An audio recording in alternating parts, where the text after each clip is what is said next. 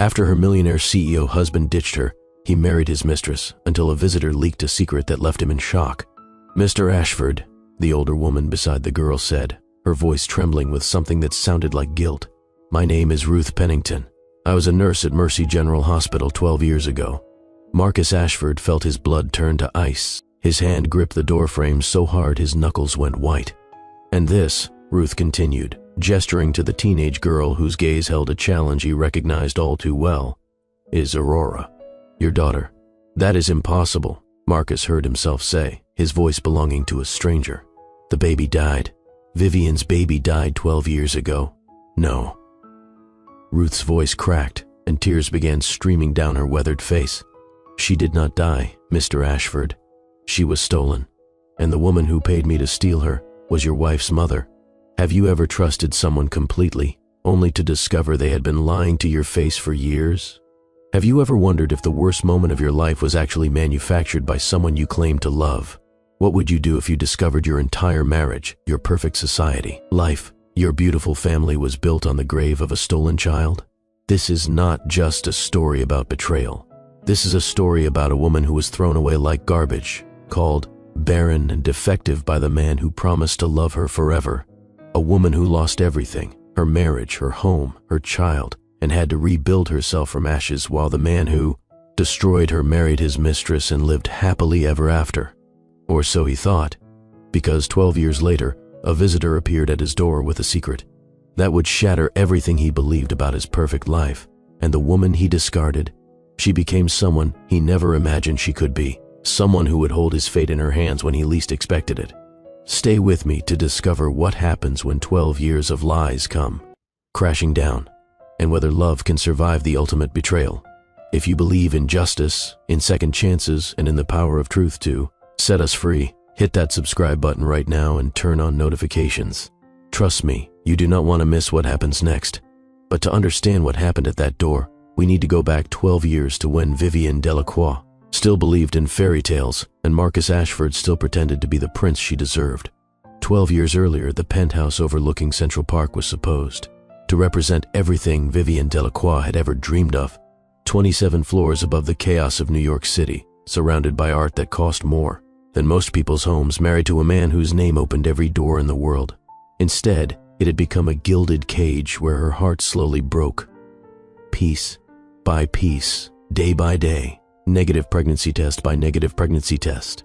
Vivian sat in the marble bathroom, her back against the cold wall, staring at the test in her trembling hands. Another single line. Another month of failure. Another conversation she would have to have with Marcus about why her body refused to cooperate with their carefully planned timeline. 3 years. 3 years of trying. 3 years of specialists, hormone injections, carefully timed intimacy that felt more like a medical procedure than love. 3 years of whispered comments from Marcus's mother about how perhaps her son had made a mistake marrying outside their circle. 3 years of watching Marcus's eyes grow colder, his absences grow longer, his patience grow thinner. She remembered the early days, back when Marcus looked at her like she was the only woman in the world. They had met at a gallery opening, Vivian working as an assistant to the curator, Marcus there to acquire a piece for his corporate collection. He had walked past paintings worth millions to stand beside her, asking her opinion on brushstrokes and color theory. "You see things differently than anyone I have ever met," he had told her that night. "You see the beauty that others miss." He had courted her with the single-minded focus that made him a business legend. Flowers that arrived every day for 3 months. Handwritten letters that quoted poetry she had mentioned loving. A proposal on a rooftop in Paris, with the Eiffel Tower sparkling behind them and tears streaming down her face as she said yes. His family had been less enthusiastic. "She is nobody, Marcus," his mother had said at their engagement dinner, not bothering to lower her voice. Her father was a mechanic. Her mother taught elementary school. "What does she bring to this family besides a pretty face?" "She brings me happiness," Marcus had replied. "Is that not enough? Happiness does not continue the Ashford legacy. Happiness does not produce heirs." Those words had been a prophecy Vivian did not recognize at the time. But now, 3 years into their marriage, she understood exactly what Marcus's mother had meant. Vivian pulled herself off the bathroom floor and disposed of the test, burying it deep in the trash where Marcus would not find it. She could not face another conversation about her failure tonight, not when he was already distant, already spending more nights at the office than at home, already looking at her with disappointment barely concealed behind politeness. She walked to the window and stared out at the city lights, one hand pressed against her stomach as if she could will it to do what she so desperately needed. "Please," she whispered to no one. "Please, just give us a chance." The sound of the front door opening made her straighten, wiping her eyes quickly and arranging her face into something resembling calm. "Vivian?" Marcus's voice echoed through the penthouse. "Are you home?" "In the living room," she called back, her voice steady despite the storm inside her. Marcus appeared in the doorway, still in his suit from the office, his dark hair slightly disheveled in a way that used to make her heart skip. At 32, he was devastatingly handsome, successful beyond measure, and increasingly a stranger to the woman he had married. "How was your day?" he asked, crossing to the bar cart and pouring himself a scotch. "Fine. I had lunch with your mother." Marcus's hand paused on the crystal decanter. "How did that go?" "The usual," she asked when we were giving her grandchildren. "She suggested I might want to see another specialist. She mentioned that Charlotte Whitfield is pregnant with her third child." Marcus said nothing, just took a long sip of his drink.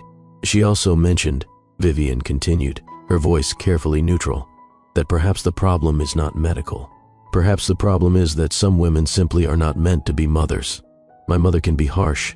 Your mother called me barren, Marcus, to my face, at a restaurant where people could hear." Marcus set down his glass and loosened his tie, not meeting her eyes. "What do you want me to say, Vivian? You know how she is. I want you to defend me. I want you to tell her that we are a team, that you love me regardless of whether we have children. I want you to be the man I married." The silence that followed was answer enough. "I'm going to bed," Marcus finally said. "I have an early meeting tomorrow." He walked past her without a kiss, without a touch, without even looking at her. And Vivian stood alone in their beautiful penthouse, surrounded by everything money could buy, and felt completely, utterly empty. But here is the thing about rock bottom. Sometimes in the deepest darkness, a light appears when you least expect it. 3 weeks later, Vivian found herself in the bathroom again, staring at a pregnancy test with trembling hands. But this time, the result was different. 2 lines. She blinked, certain she was hallucinating. She grabbed another test from the box, took it, waited the agonizing 3 minutes. 2 lines. A third test. Same result. Vivian sank to the floor, but this time, the tears streaming down her face were tears of joy mixed with terror. After 3 years of trying, countless treatments, and the devastating erosion of her marriage, her body had finally done what everyone said it could not do. She was pregnant. She was carrying Marcus's child, the heir he had demanded, the grandchild his mother had insisted upon, the proof that Vivian was not deficient or broken or barren. She should have run to Marcus immediately. She should have called him at the office, rushed to share the news, thrown her arms around him and celebrated this miracle they had fought so hard for. But something held her back, a whisper of intuition, a collection of small details that had been accumulating for months, details she had been too desperate, too hopeful, too naive to acknowledge. The cologne on his collar that was not his usual scent. The phone calls he took in another room, the way he turned his screen away when she walked past, the lipstick on his collar that she had convinced herself was from his mother's kiss on his cheek, the perfume, a scent she did not wear, lingering on his jacket when he came home late. Vivian sat with her secret for 3 days, watching her husband with new eyes, cataloging evidence she had been too afraid to see before, and on the 4th day, the truth found her whether she was ready or not. She came home early from a charity luncheon, nausea overwhelming her at the worst possible moment. The first trimester exhaustion was hitting hard, and all she wanted was to lie down in her own bed and rest. The penthouse was supposed to be empty. Marcus was at work. The housekeeper had the day off. But as Vivian stepped off the elevator into their private foyer, she heard something that stopped her cold. Laughter. A woman's laughter, light and musical, coming from the master bedroom.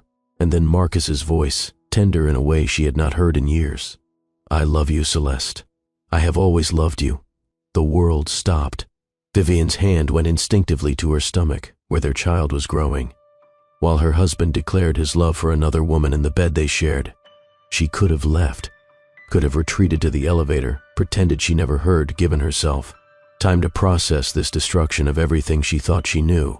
But Vivienne Delacroix was done pretending. Her footsteps echoed on the marble floor as she walked toward the bedroom. Each step felt like miles, like years, like the slow unraveling of every dream she had ever dared to have. The door was partially open. Through the gap, she could see them. Marcus, shirtless, his back to her, and beneath him, tangled in sheets that Vivienne had picked out herself, was a woman. She pushed the door open. Marcus turned, and for one brief moment, Vivienne saw something flicker across his face. Not guilt, not shame, just annoyance at being interrupted. "Vivienne." His voice was flat, matter-of-fact. "I was not expecting you home so early." The woman in their bed did not scramble to cover herself.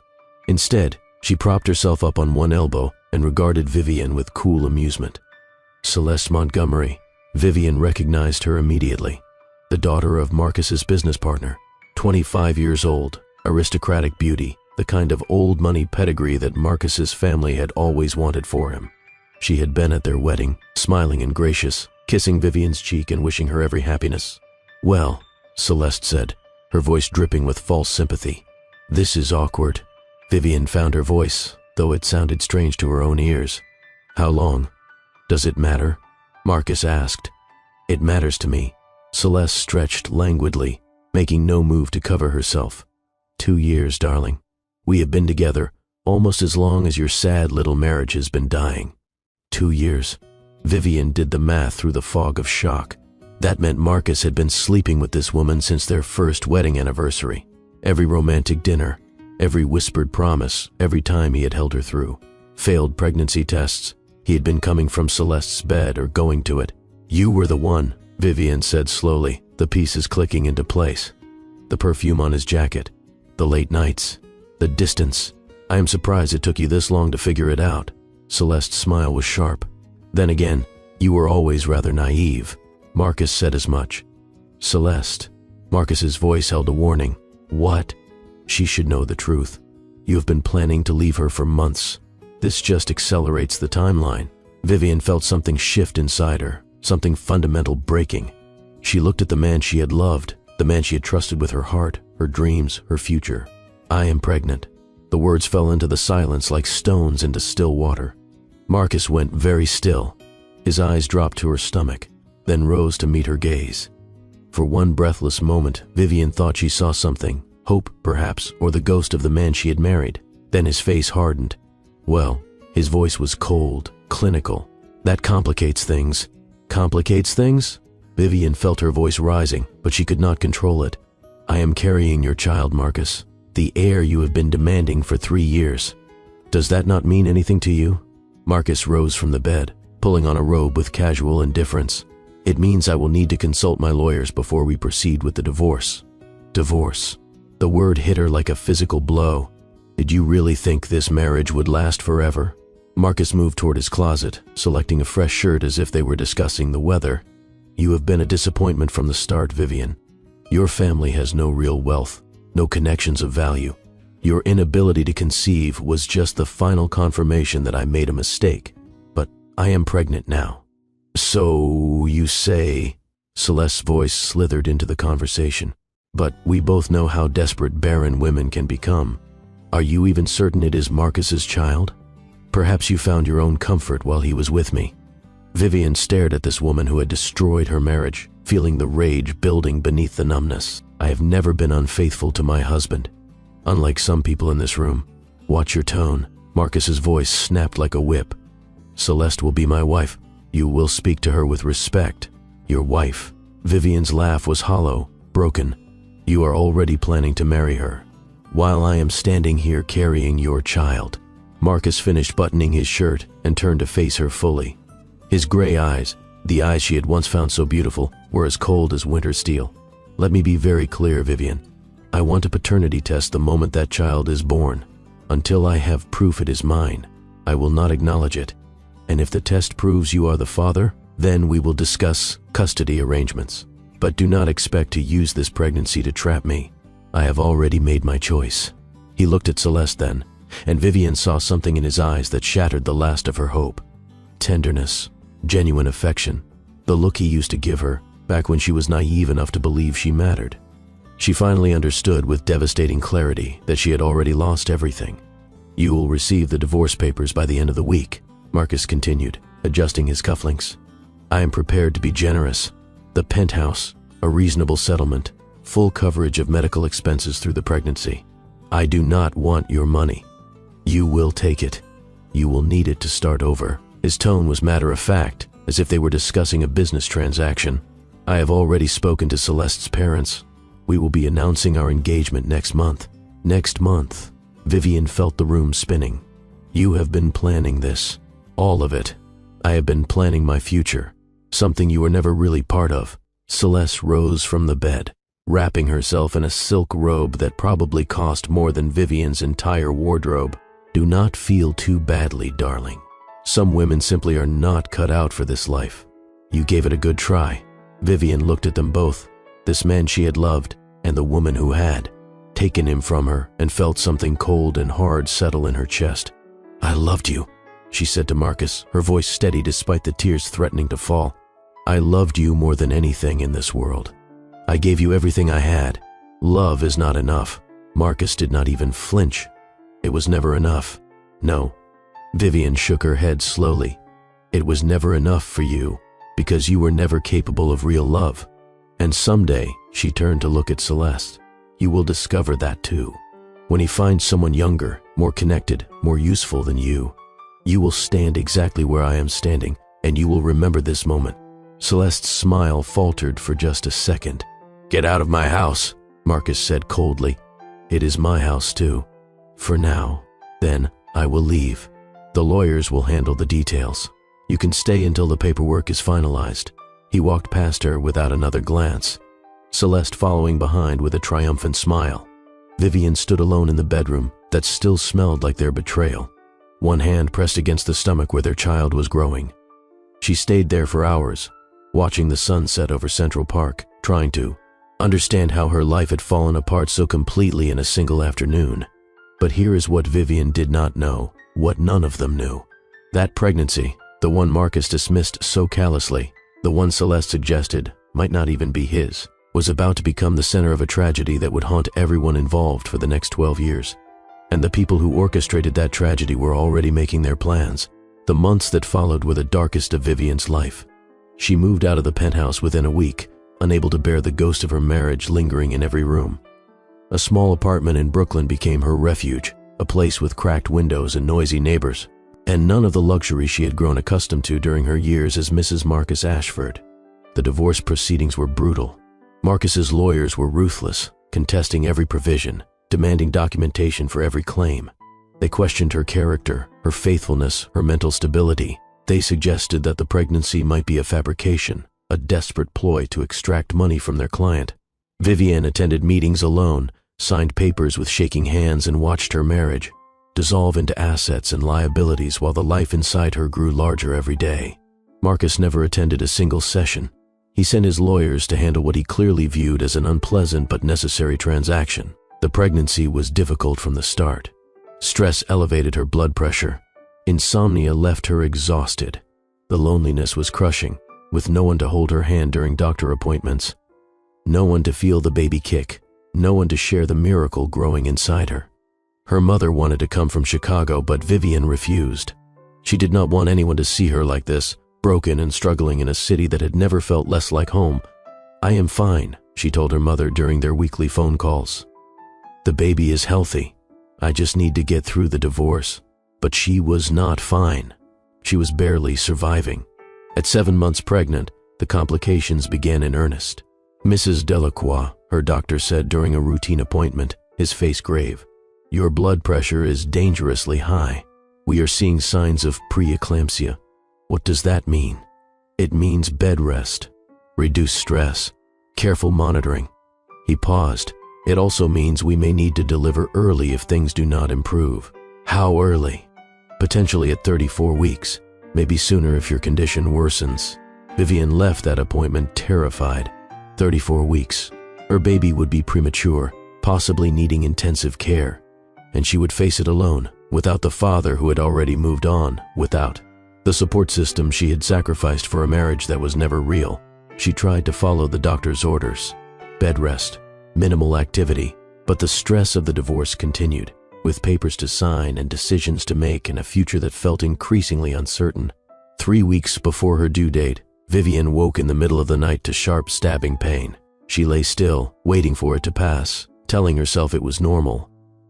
3rd trimester discomfort, Braxton Hicks contractions, but the pain did not pass. It intensified. By the time she managed to call an ambulance, she was bleeding. By the time the paramedics arrived, she could barely speak through the contractions. By the time she reached the hospital, she was screaming, "Miss Delacroix, we need to take you to emergency surgery." The doctor's voice was calm, but urgent. "Your blood pressure is critically high, and the baby is in distress. We need to perform an emergency cesarean section immediately." Vivian signed consent forms with hands that shook so badly she could barely hold the pen. She was wheeled into an operating room filled with blinding lights and urgent voices, and the cold terror of facing this moment completely, utterly alone. "Please," she whispered to anyone who might be listening, "please let my baby live." The anesthesia pulled her under before she could pray anything else. When Vivian woke, it was to darkness and silence. Her body felt wrong, heavy, and hollow at the same time. Her throat was raw from the breathing tube. Her stomach, where her baby had been growing for 8 months, felt empty. She turned her head slowly, searching the dim hospital room for a bassinet, for a nurse holding, a bundle, for any sign of the child she had fought so hard to bring into the world. There was nothing. "My baby," she whispered through cracked lips. "Where is my baby?" A nurse appeared at her bedside, her face carefully blank professionally, compassionate in a way that made Vivian's blood run cold. "The doctor will speak with you soon, Miss Delacroix. Try to rest." "I do not want to rest. I want my baby. Where is my baby?" The nurse adjusted Vivian's fore, avoiding eye contact. "The doctor will be here shortly. Please." Vivian felt tears sliding down her temples into her hair. "Please tell me, is my baby okay?" But the nurse only squeezed her hand and left, and Vivian lay alone in the darkness, knowing with terrible certainty that something had gone horribly wrong. The doctor came an hour later, or maybe it was minutes, or maybe it was days. Time had stopped making sense. He sat beside her bed and took her hand, and his face told her everything before he spoke a single word. "I am so sorry, Miss Delacroix. We did everything we could." "No." The baby was too weak. The stress on her system during delivery was too much. She did not survive the surgery. "No." Vivian shook her head, as if she could reject reality through sheer will. "No, that is not possible. I felt her kicking yesterday. She was healthy. The ultrasound showed she was healthy. Sometimes these things happen despite everyone's best efforts." The doctor's voice was gentle, practiced, completely inadequate for the devastation he was delivering. "Your daughter fought hard, but her little body just could not handle the trauma of the emergency delivery." Daughter. Vivian felt something inside her die alongside that word. I was carrying a daughter. Yes, a beautiful little girl. The scream that tore from Vivian's throat was something primal, something beyond grief. It echoed through the hospital corridors and brought nurses running, but there was nothing they could do.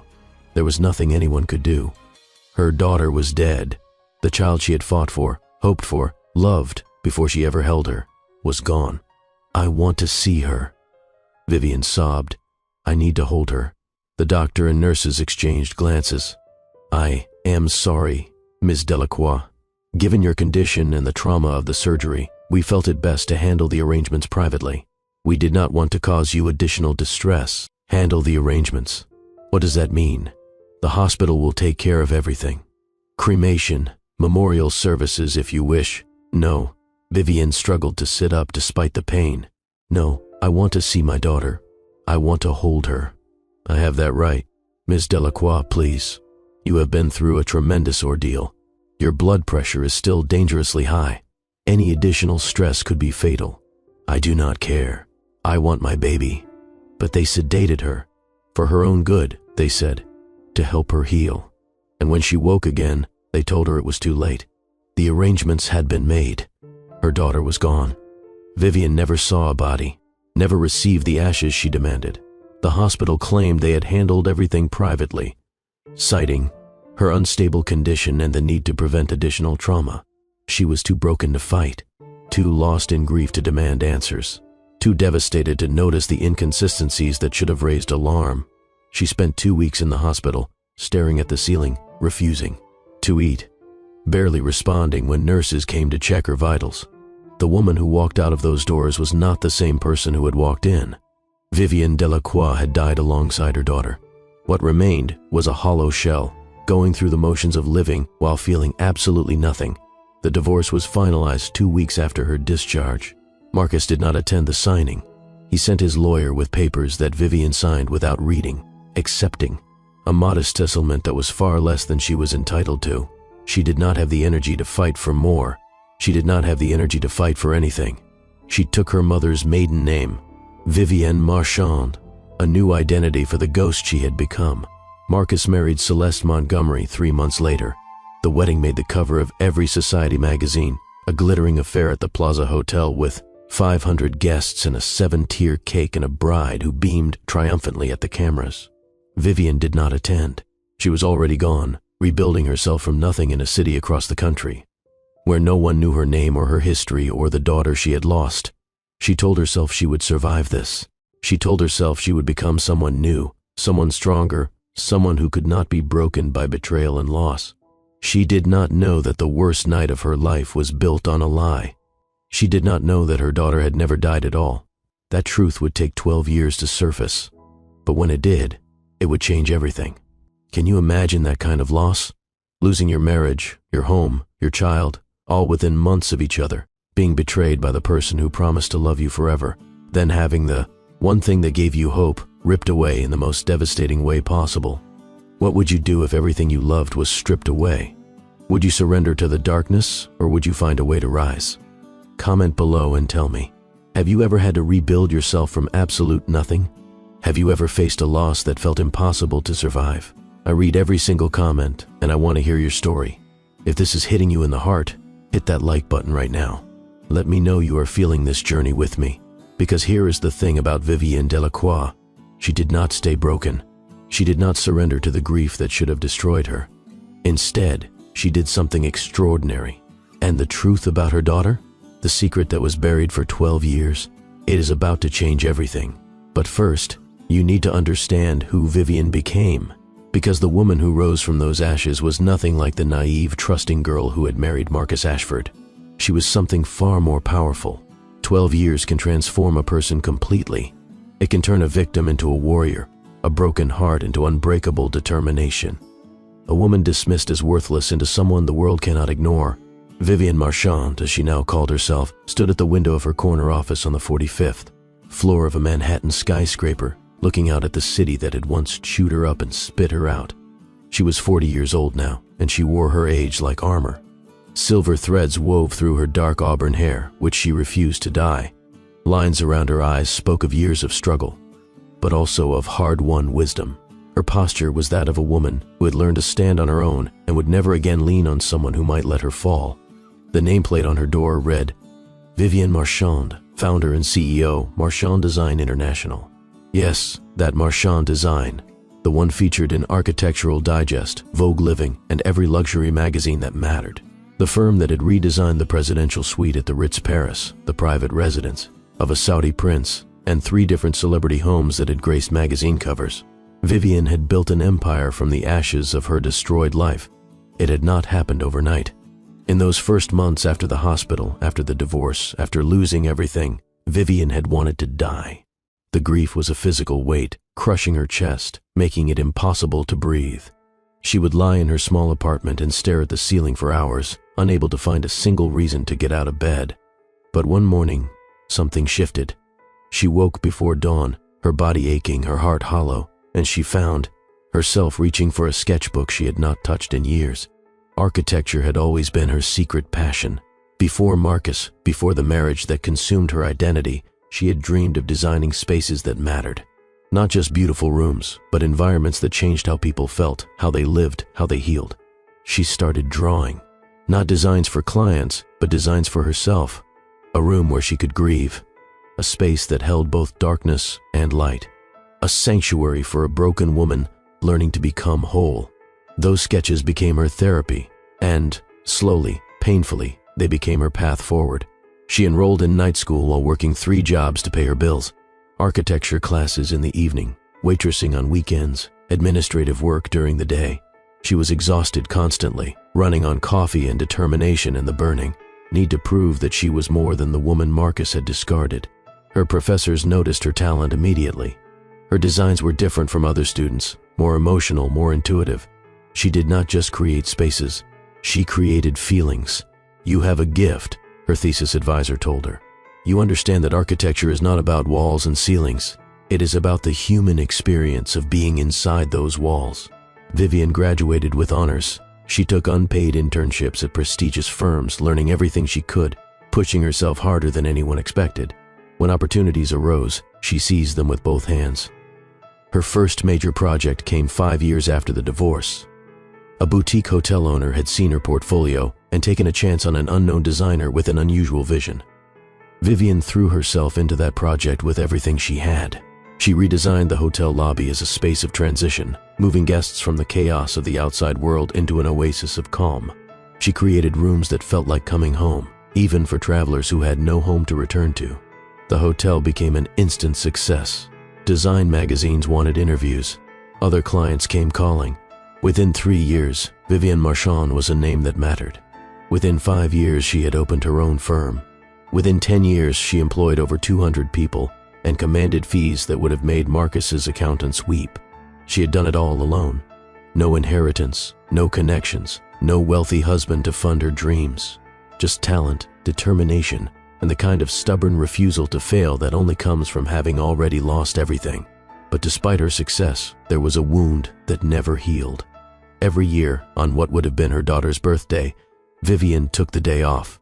She went to a private memorial she had created in a small garden upstate, where she had planted a tree for the child she never held. She sat beneath that tree and talked to the daughter she had mourned for over a decade. She told her about her successes and her failures, about the awards she had won and the projects she was most proud of, about the loneliness that never quite went away no matter how full her life became. "I built all of this for you," she would whisper to the wind. "I became someone who mattered because you deserved a mother who mattered. I wish you could see who I became." She never remarried. The scars from her first marriage ran too deep, and the loss of her daughter had created walls that no one could breach. She dated occasionally, but she never let anyone close enough to hurt her again. Work became her everything. Creating beauty from broken spaces became her way of processing a grief that never fully faded. She did not know that 500 miles away, the daughter she mourned was very much alive, growing up in a loving adoptive home, becoming a teenager with stormy gray eyes and an artistic soul that echoed her mother's in ways neither of them understood. And she did not know that fate was about to bring them together in the most unexpected way possible. Meanwhile, Marcus Ashford was living the life he had always planned. His marriage to Celeste had produced 2 children, a son and a daughter, both of whom attended the best private schools and appeared in society photographs looking perfectly polished. His company had grown exponentially, making him one of the wealthiest men in America. His name appeared regularly in Forbes and Business Weekly and all the publications that measured success in dollars and influence. From the outside, he had everything. But late at night, when Celeste was asleep and his children were in their wings of the estate, and the silence pressed in around him, Marcus sometimes found himself thinking about Vivian. He told himself it was nostalgia, the tendency of middle age to romanticize the past. He told himself he had made the right choice, the practical choice, the choice that secured his legacy and satisfied his family.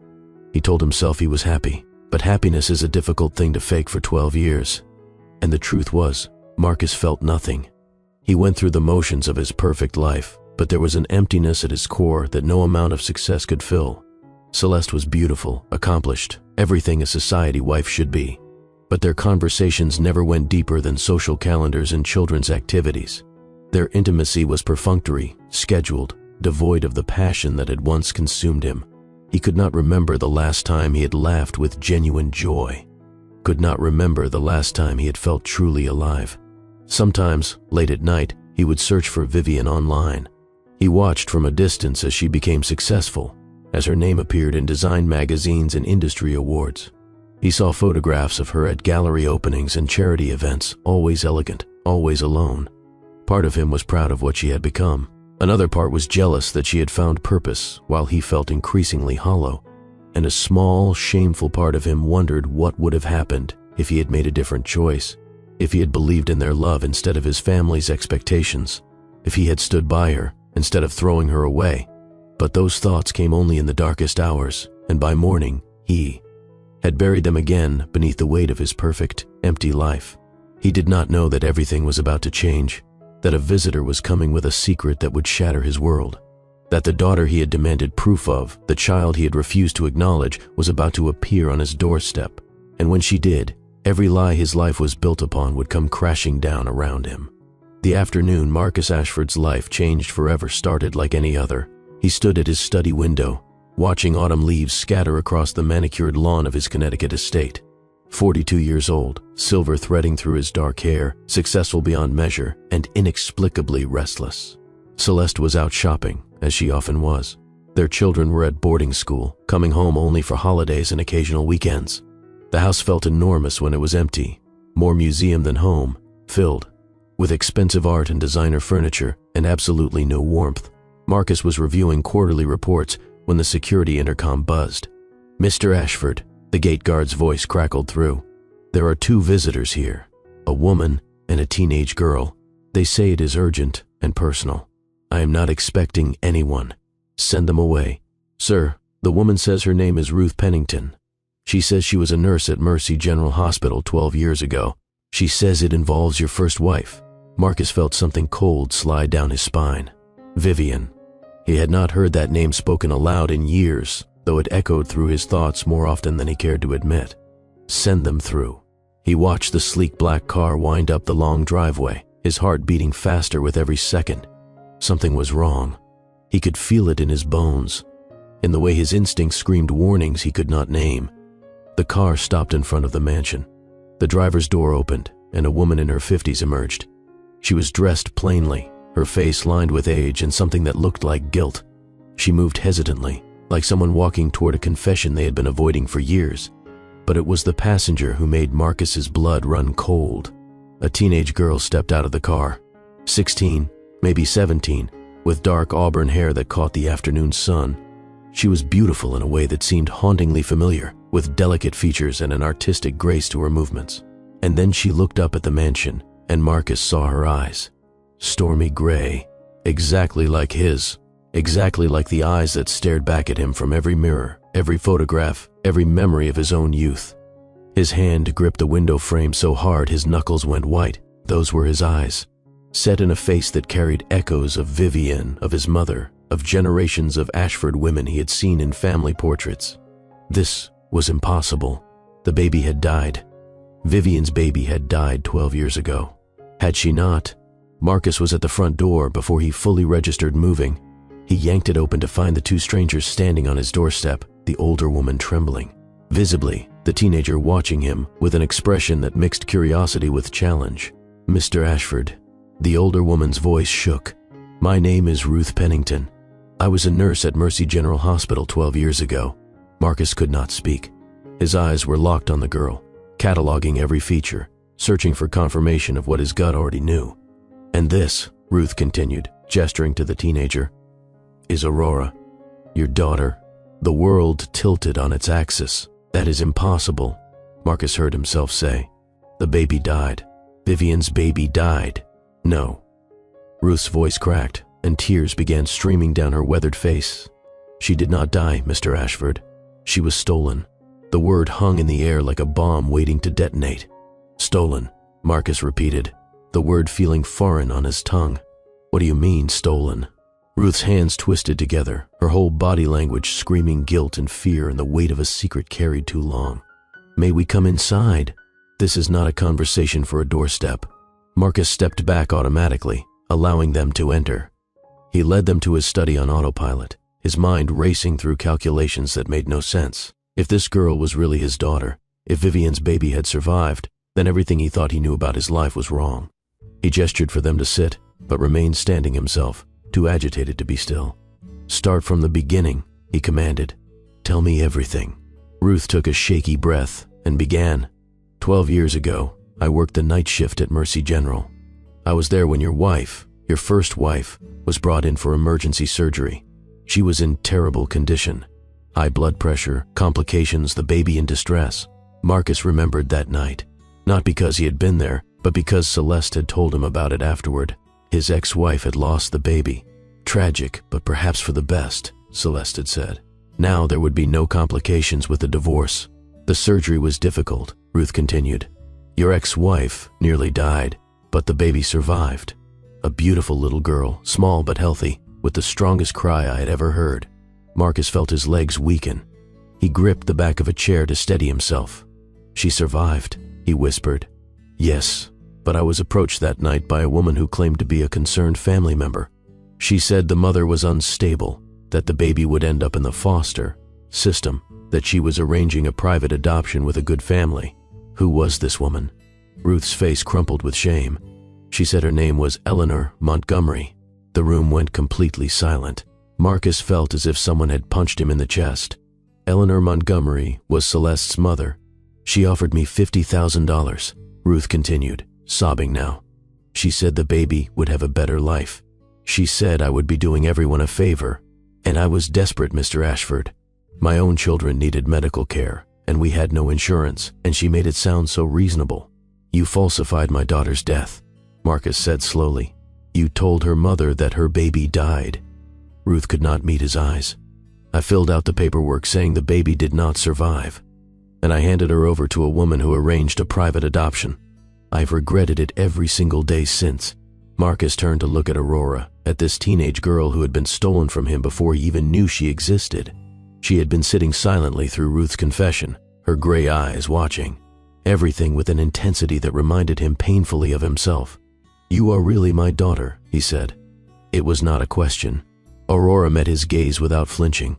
According to the DNA test I took, yes, and according to the documents I found after my adoptive parents died. Your adoptive parents, they were good people.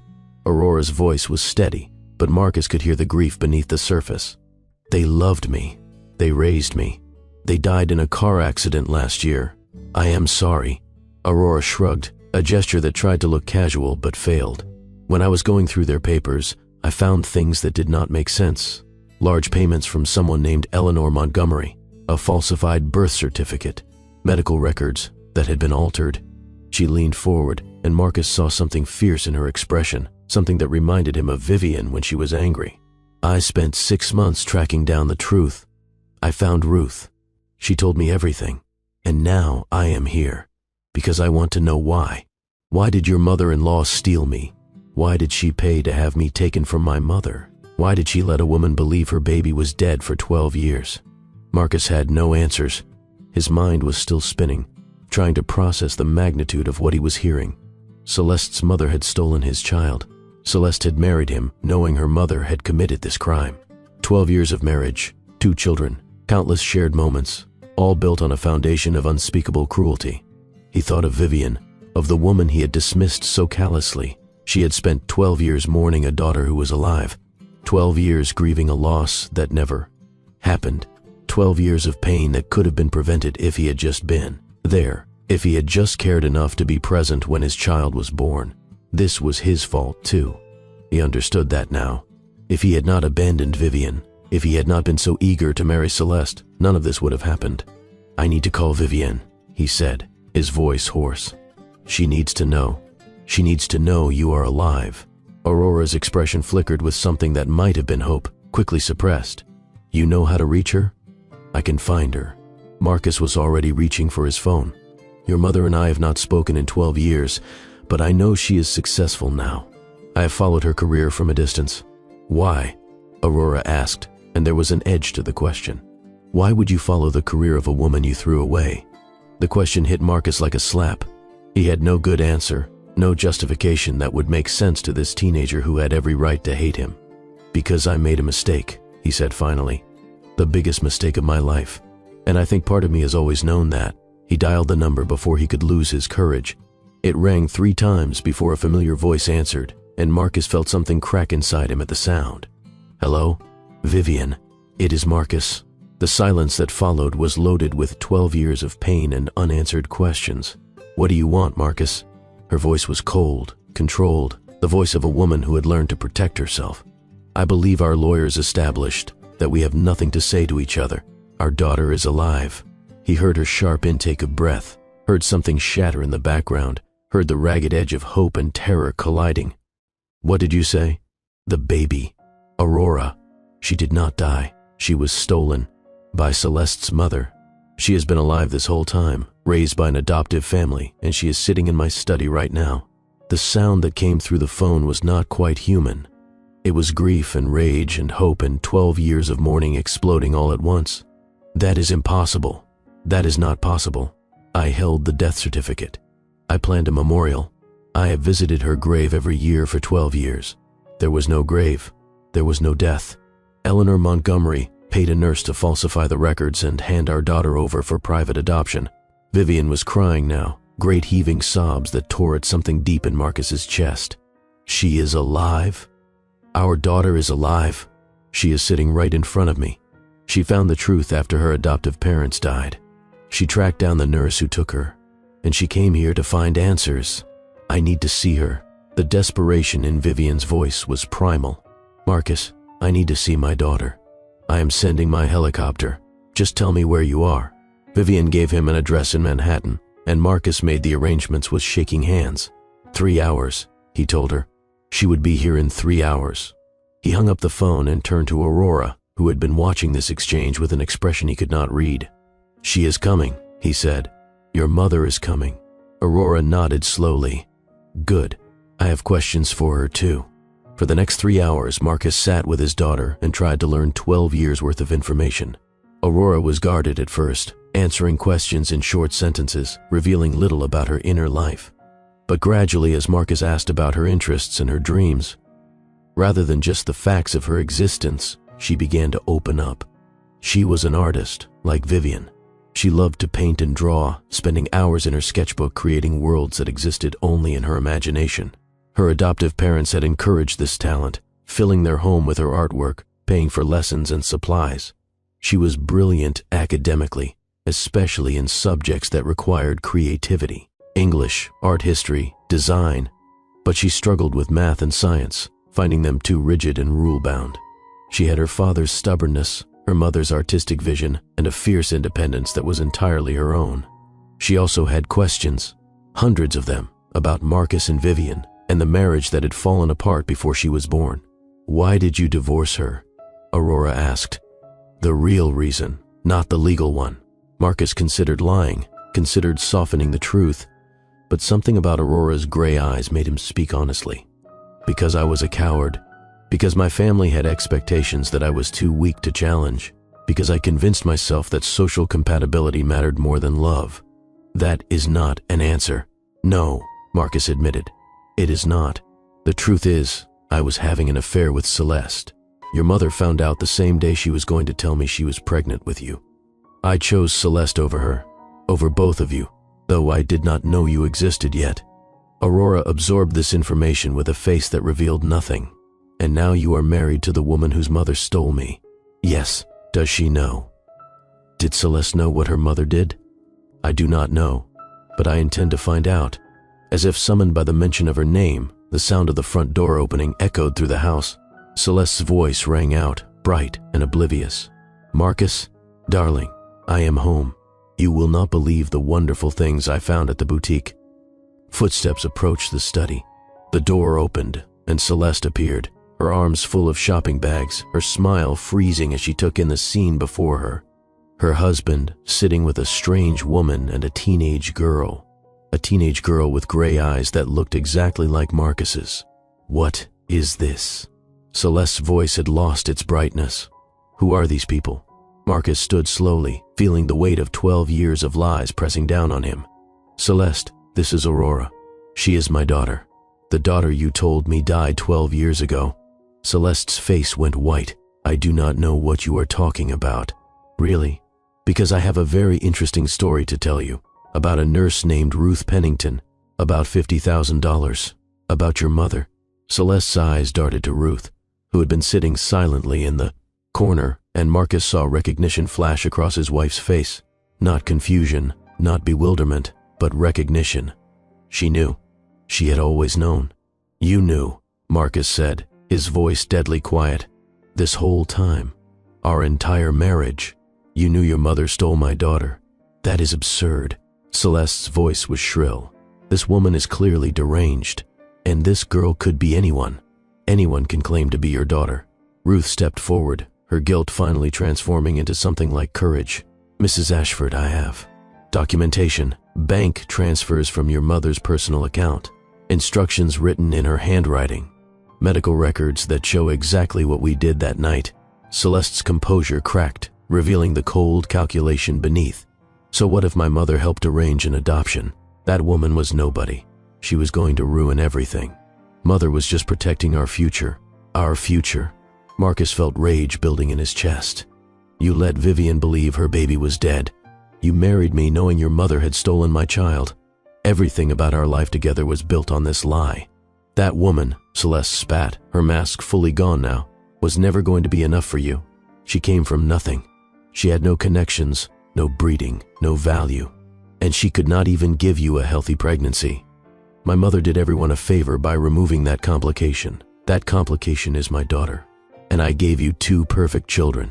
Celeste's voice rose with desperation. 2 legitimate heirs who carry the right bloodlines. What does this girl have that our children do not? She has the truth, Marcus said. Something our family apparently knows nothing about. The sound of a helicopter landing on the estate grounds interrupted them. Marcus looked out the window and saw Vivian emerging from the aircraft. Her, dark hair whipping in the rotor wash, her face a mask of desperate hope. She had aged in the 12 years since he had seen her last, but she was more beautiful now than she had ever been. There was strength in her posture, purpose in her stride. This was not the broken woman he had left behind. This was someone who had rebuilt herself from ashes and emerged stronger than he could have imagined. Who is that? Celeste demanded. That, Marcus said, is Aurora's mother, and she deserves to meet her daughter. He walked out of the study without looking back, leaving Celeste's screaming protests behind him. He met Vivienne at the front door, and for a long moment, they simply stared at each other. She was here, in his house, after 12 years of silence. And between them stood the daughter they had created together, the child they had both lost in different ways. Vivian, Marcus said softly. She is in the study. She is waiting for you. Vivian did not respond to him. Her eyes were fixed on something behind him, and Marcus turned to see Aurora standing in the doorway of the study. Mother and daughter looked at each other across the marble foyer. Aurora had Vivian's auburn hair and artistic fingers. She had been sketching in her journal while Marcus made his phone calls, filling pages, with designs that echoed her mother's architectural vision with uncanny precision. But her eyes were pure Marcus, stormy gray and unflinching.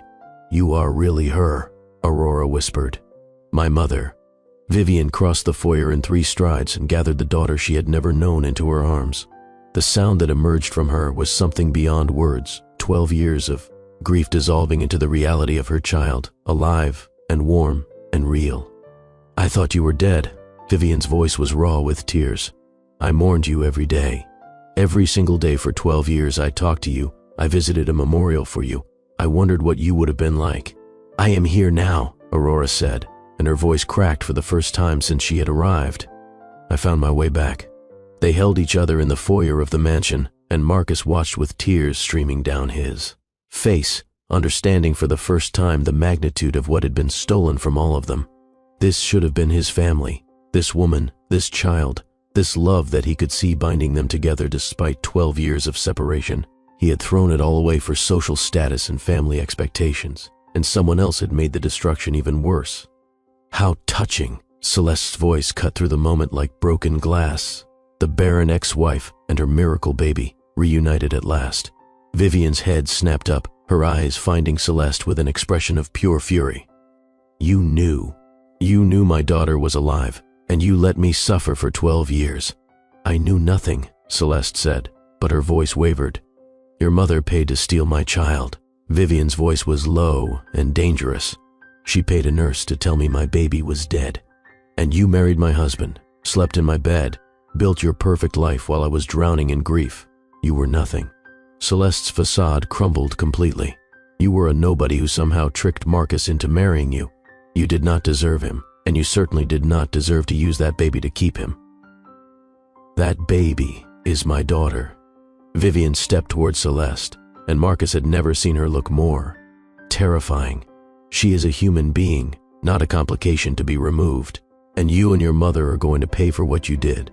You cannot prove anything. I can prove everything. Ruth Pennington stepped forward, and Celeste flinched. I have kept copies of every document, every payment, every instruction your mother gave me. I have lived with this guilt for 12 years, and I am finally ready to tell the truth. Marcus looked at his wife, at this woman he had shared a bed with for over a decade, and felt nothing but cold disgust. I want you out of this house, he said. Tonight. My lawyers will contact yours in the morning about divorce proceedings.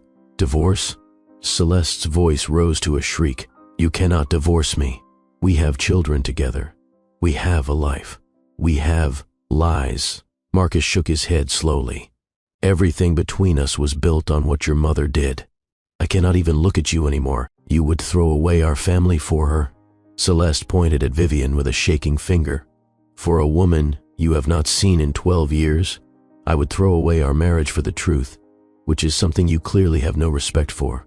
Celeste's face contorted with rage. You will regret this. I will make sure everyone knows what kind of man you are. I will destroy you in the press, in society, everywhere that matters. Do your worst. Marcus's voice was calm, almost peaceful. I have spent 12 years living a lie. I am ready to face the truth, whatever the consequences. Security arrived at Marcus's signal, and Celeste was escorted from the house with threats and curses echoing behind her. Marcus watched her go with nothing but relief, feeling the weight of his false life lifting from his shoulders. But the hardest part was still ahead. He turned back to Vivian and Aurora, who were sitting together on a bench. In the foyer, their hands intertwined, their faces a mirror of each other. Vivian, he said softly, I am so sorry for everything. Vivian looked up at him, and her eyes held none of the warmth he remembered from their marriage, only exhaustion, grief, and something that might have been contempt. Sorry does not begin to cover what you did, Marcus. You called me barren. You called me defective. You threw me away for a woman whose family stole my child. I know. Do you? Vivian stood, placing herself protectively between Marcus and Aurora. Do you understand that I spent 12 years believing I had failed? That I could not even keep my baby alive? That I was everything you said I was, worthless and deficient and incapable of the one thing that mattered? I was wrong. Marcus felt tears sliding down his cheeks. About everything. About you. About what mattered. About what love really means. I threw away the only real thing I ever had, because I was too arrogant to see its value. Yes, you did. They stood in silence, 12 years of pain hanging between them like a wall neither knew how to breach. Aurora spoke into the quiet. I did not come here to reunite my parents. I came here to find the truth about where I came from. And I found it. Vivian turned to look at her daughter. What do you want to happen now? Aurora considered the question carefully. I want to know both of you. I want to understand who I am, where I come from. I had wonderful adoptive parents, but they are gone now, and I am alone. You are not alone anymore, Vivian said fiercely. I have missed 16 years of your life, and I do not intend to miss another moment. What about him? Aurora nodded toward Marcus. He is my father, whether I like it or not. Vivian's expression hardened. That is your choice to make, not mine. Marcus stepped forward carefully. Aurora, I know I have no right to ask for anything. I was not there when you were born. I did not search for you when they told me you died.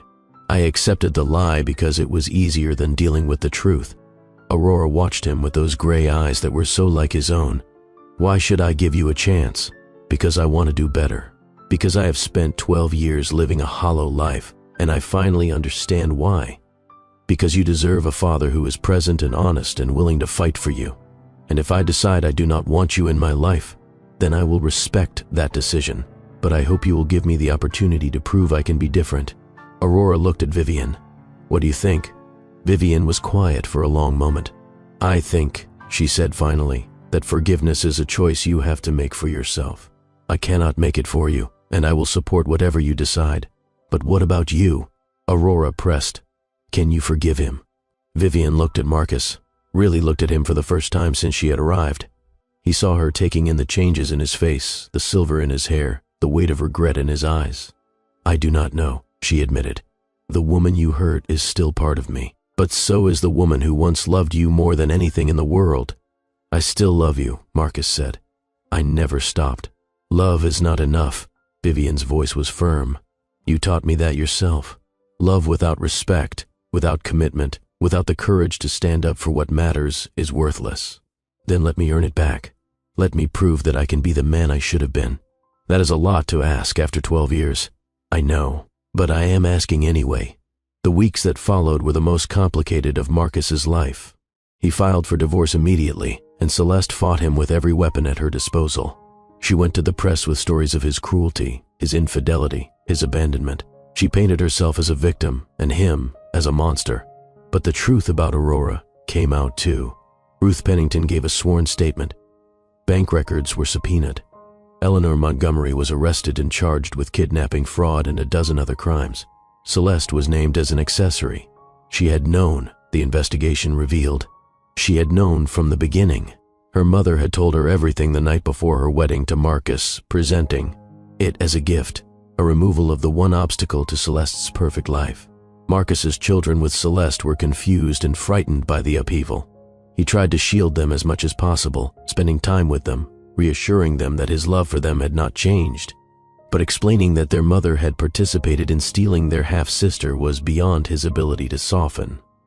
Through it all, he worked to build a relationship with Aurora. She was cautious at first, keeping him at arm's length, testing his commitment with challenges and provocations. But Marcus did not retreat. He showed up for her art shows, sat through her long explanations of color theory and composition, listened when she talked about her adoptive parents and the life she had lived before she learned the truth. He told her about himself too, about his own childhood, his family's expectations, the pressure that had shaped him into someone capable of terrible choices. He did not make excuses, but he helped her understand. You were afraid, Aurora said one afternoon as they walked through a museum together. You were afraid of disappointing people who did not really love you. I was, Marcus admitted, and I let that fear turn me into someone I am ashamed to remember. But you are not that person anymore. I am trying not to be. Meanwhile, Vivian was rebuilding her relationship with Aurora in her own way. They spent weekends together, Aurora staying at Vivian's Manhattan penthouse, learning about her mother's work and her mother's life. Vivian taught Aurora about architecture and design, and Aurora showed Vivian her paintings and sketches. The artistic bond between them was undeniable, a connection that transcended the 16 years they had been apart. You see the world the way I do, Vivian told her daughter one evening, looking at a painting Aurora had created. You find beauty in broken things. You taught me that, Aurora said. Even though we were never together, somehow you taught me that. Vivian wept, and Aurora held her, and the walls between them continued to fall. Marcus and Vivian interacted cautiously at first, communicating primarily through Aurora, maintaining polite distance when circumstances forced them together. But as the months passed, as they both focused on being parents to the daughter they had lost, something began to shift. Marcus noticed first the way Vivian looked at him sometimes when she thought he was not watching, the softening in her voice when they spoke about Aurora's achievements, the occasional almost smile when he said something that reminded her of their early days. Vivian noticed too the way Marcus had changed, grown humbler, more willing to admit fault. The dedication he showed to Aurora, never missing a commitment, never making excuses. The tears in his eyes when Aurora called him Dad for the first time. One evening, 6 months after Aurora's arrival, Marcus found himself alone with Vivian on the terrace of his estate. Aurora was inside, sketching, giving them privacy they had not asked for but perhaps needed. She forgave me, Marcus said softly. Aurora. I do not know why, but she forgave me. She has a generous heart, Vivian replied. She gets that from her adoptive parents. They raised her well.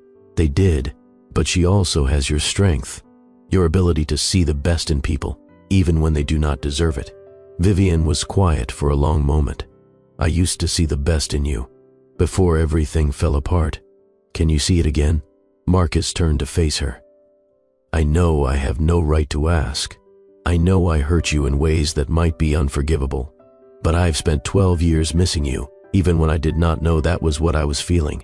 Missing me while married to someone else, living a lie while pretending I was happy. Yes, Marcus did not flinch from the accusation. I told myself I made the right choice. but deep down, I always knew the truth, which is that you were the only real love I ever had, and I threw you away because I was too weak to fight for what mattered." Vivian looked out at the darkness beyond the terrace. "What do you want from me, Marcus?" "A second chance. The chance to be the man I should have been 12 years ago. I'm not asking you to forget what happened. I'm asking you to consider whether we could build something new from the wreckage. We are not the same people we were back then. No, we are better. You are stronger, more confident, more successful than I ever imagined you could be. And I am finally honest with myself about who I am and what I want." "And what do you want?" "You, Aurora, a family built on truth instead of lies." Marcus reached for her hand, hesitating until she nodded permission. "I want to wake up every morning next to someone who knows the worst of me and chooses to stay anyway. I want to grow old with the woman I should have grown old with from the beginning." Vivian did not pull her hand away. "That is a beautiful speech." "It is not a speech. It is the truth." She turned to look at him, and Marcus saw tears glistening in her eyes. "Do you know what the hardest part was? Not losing you, losing myself. You made me believe I was worthless because I could not give you children. And then I lost the one child I managed to conceive. I know, and I am more sorry for that than I can ever express. I built myself back up, Marcus, piece by piece. I became someone I am proud of. And I did it without you. I know that too. If we try again, if I let you back in, I cannot go back to being the woman I was when we were married. I cannot be the one who compromises everything for your approval. I would not want you to." Marcus squeezed her hand gently. "I fell in love with who you were, but I'm in awe of who you have become." Vivian studied his face for a long moment. "I need time," she said finally. "I need to be sure this is real, that you have actually changed, not just found new words for old patterns. I will give you all the time you need. And I need you to understand that Aurora comes first. Everything else is secondary to making sure she is okay." "Agreed. Absolutely agreed." Vivian nodded slowly. "Then we will take it one day at a time.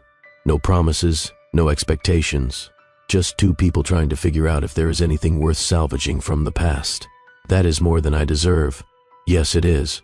But Aurora wants us to try, and I find myself wanting to try too."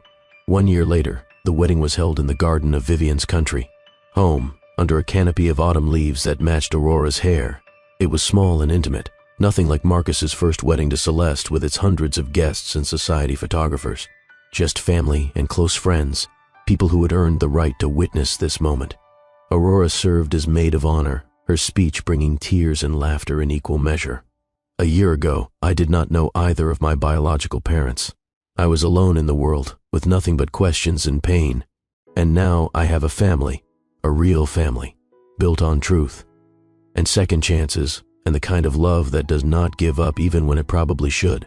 She raised her glass to Marcus and Vivian, to my parents, who taught me that it is never too late to make things right, and that forgiveness is not about forgetting what happened, but about choosing to build something new from the broken pieces.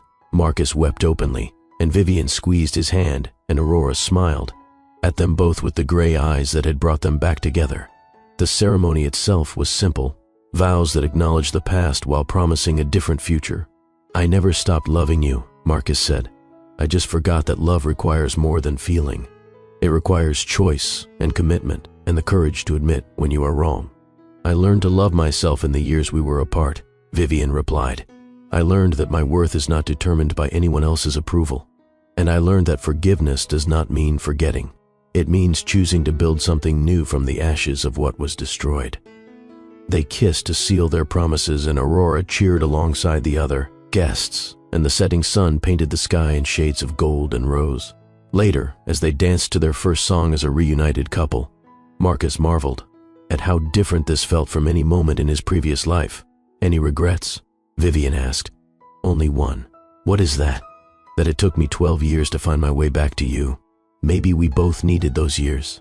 Maybe we needed to become who we are now before we could make this work. Maybe. But I am grateful for every day from now on." Vivian smiled, and Marcus saw the woman he had fallen in love with too, decades ago, made even more beautiful by everything she had survived. "I love you, Vivian Ashford. I love you too, Marcus. Despite everything. Despite everything." That felt like the truest thing either of them had ever said. Across the dance floor, Aurora was sketching in her ever-present journal, capturing the moment in quick, confident lines. She looked up and caught her parents watching her, and she smiled. For the first time in her life, she belonged somewhere. She had a family that knew her story and loved her anyway. She had a mother who saw the world in colors and shapes, just like she did. She had a father who was learning, day by day, to be someone worth knowing. She had everything that had been stolen from her, finally returned. And that was worth more than any inheritance, any social status, any of the things Marcus had once thought mattered. Let me ask you something as we come to the end of this story. Do you think Vivian was right to give Marcus another chance? Could you have forgiven someone who hurt you that deeply, even if they had genuinely changed? Let me know in the comments.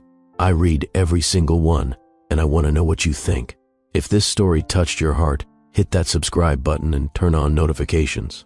Share this video with someone who needs to believe that second chances are possible, that families can be rebuilt from the worst possible circumstances, that love, real love, is worth fighting for, even when everything seems lost. Sometimes the greatest treasures are the ones we thought we had lost forever. Sometimes the deepest love grows from the soil of profound forgiveness. And sometimes, just sometimes, we get the chance to rewrite our story. Marcus and Vivian learned that the hard way. They lost 12 years to pride and lies and the terrible choices of people they trusted. But their love was stronger for having survived the test. Their family was more precious for having been stolen and recovered. And Aurora, the daughter who was stolen at birth and found her way home, proved that the truth always finds a way to surface. No matter how deep someone buries it, no matter how many years pass, no matter how powerful the people are who want it to stay hidden, the truth always wins in the end. Eleanor Montgomery died in prison, never having apologized for what she did. Celeste lost everything, her marriage, her status, her reputation, and ended up alone and bitter. Exactly the fate she had tried to escape by helping her mother steal a child. Ruth Pennington found peace for the first time in 12 years, finally freed from the guilt that had haunted her every moment. She spent her remaining years volunteering at hospitals, trying to make up for the terrible things she had done. And the Ashford family, rebuilt from the ashes of betrayal, learned that their legacy was not about bloodlines or social status or the expectations of people long dead. Their legacy was love. Messy, complicated, hard-won love that refused to give up even when it had every reason to. That is the only legacy that truly matters. This has been Billionaire Love Stories with Mr. Brad. Until next time, remember that it is never too late to make things right, that the people who hurt us most are sometimes capable of the most profound change, and that love, real love, is always worth fighting for. Thank you for watching. I will see you in the next story.